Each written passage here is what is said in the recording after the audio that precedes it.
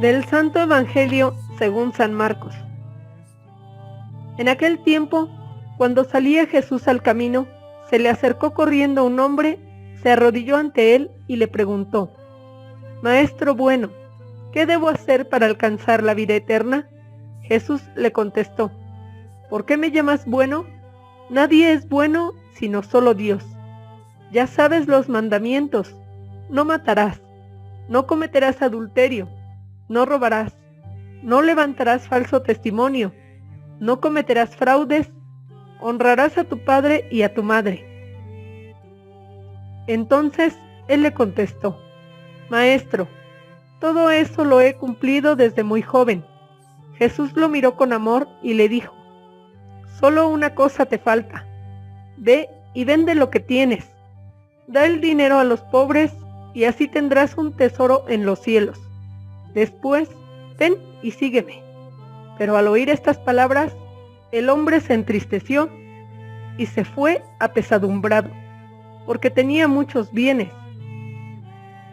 Jesús, mirando a su alrededor, dijo entonces a sus discípulos: «Qué difícil les va a hacer a los ricos entrar en el reino de Dios».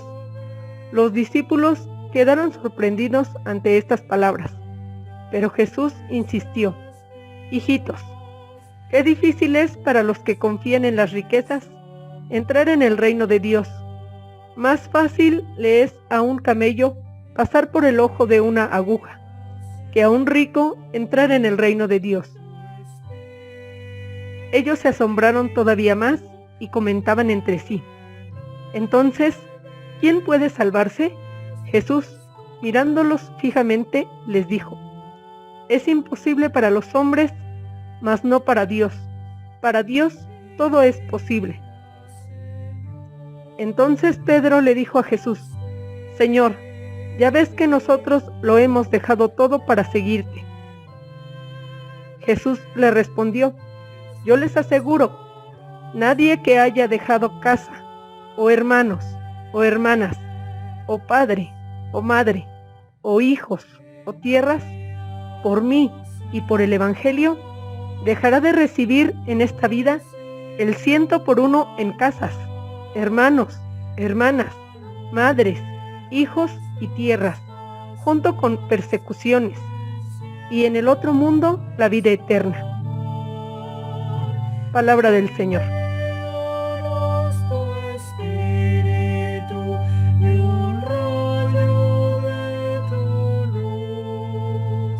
28 domingo del tiempo ordinario. Quisiera hacer una observación preliminar que es necesaria para despejar el terreno de posibles equívocos al leer lo que el Evangelio de este domingo dice de la riqueza. Jesús jamás condena la riqueza ni los bienes terrenos por sí mismos. Entre sus amigos está también José de Arimatea, que es hombre rico, Zaqueo, que es declarado salvado, aunque retenga para sí la mitad de sus bienes, que visto el oficio de recaudador de impuestos que desempeñaba, debía de ser considerable. Lo que condena es el apegamiento exagerado al dinero y a los bienes, hacer depender de ellos la propia vida y acumular tesoro solo para uno. La palabra de Dios llama al apegamiento excesivo al dinero, que es la idolatría. El dinero no es uno de tantos ídolos, es el ídolo por antonomasia, literalmente Dios de la fundición, como lo expresa así el libro del Éxodo en el capítulo 34, versículo 17. Es el antidios porque crea una especie de mundo alternativo, cambia el objeto a las virtudes teologales. Fe, esperanza y caridad ya no se ponen en Dios, sino en el dinero. Se realiza una siniestra inversión de todos los valores. Nada es imposible para Dios, dice la Escritura, y también todo es posible para quien cree. Pero el mundo nos dice hoy en día que todo es posible para quien tiene dinero. La avaricia, además de la idolatría, es asimismo fuente de infelicidad. El avaro es un hombre infeliz, desconfiado de todos, se aísla, no tiene afectos, ni siquiera entre los de su misma carne, a quienes ve siempre como aprovechados y a quienes a su vez alimentan con frecuencia respecto a él a un solo deseo de verdad, que muera pronto para heredar sus riquezas. Tenso hasta el espasmo para ahorrar, se niega todo en la vida y así no disfruta ni de este mundo ni de Dios, pues sus renuncias no se hacen por él, o sea, por Dios, sino por el dinero. En vez de obtener seguridad y tranquilidad, es un eterno rehén de su dinero. Pero Jesús no deja a nadie sin esperanza de salvación, tampoco al rico. Cuando los discípulos, después de lo dicho sobre el camello y el ojo de la aguja, preocupados, le preguntaron a Jesús: «Entonces, ¿quién podrá salvarse?». Él respondió: «Para los hombres, imposible, pero no para Dios. Dios puede salvar también al rico. La cuestión no es si el rico se salva. Esto no ha estado jamás en discusión en la tradición cristiana, sino qué tipo de rico realmente se salva». Jesús señala a los ricos una vía de salida de su peligrosa situación. Como dice la Sagrada Escritura en el Evangelio de Mateo, capítulo 6, versículo 20. «Acumulen tesoros en el cielo, donde ni la polilla ni la herrumbre echan a perder las cosas». O como expresa el Evangelio de San Lucas en el capítulo 16, versículo 9. «Háganse amigos con los bienes de este mundo, para que cuando llegue a faltar los reciban en las eternas moradas». Se diría que Jesús aconseja a los ricos transferir su capital al exterior, pero no al exterior, a Suiza, sino al cielo.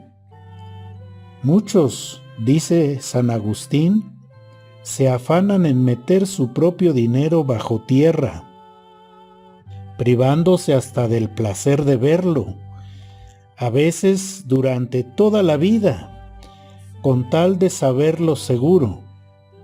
¿Por qué no ponerlo nada menos que en el cielo, donde estaría mucho más seguro y donde se volverá a encontrar un día para siempre? ¿Cómo hacerlo? Es sencillo, prosigue San Agustín. Dios te ofrece en los pobres a los porteadores. Ellos van allí donde tú esperas ir un día. La necesidad de Dios está aquí en el pobre y te lo devolverá cuando vayas allí al encuentro del pobre.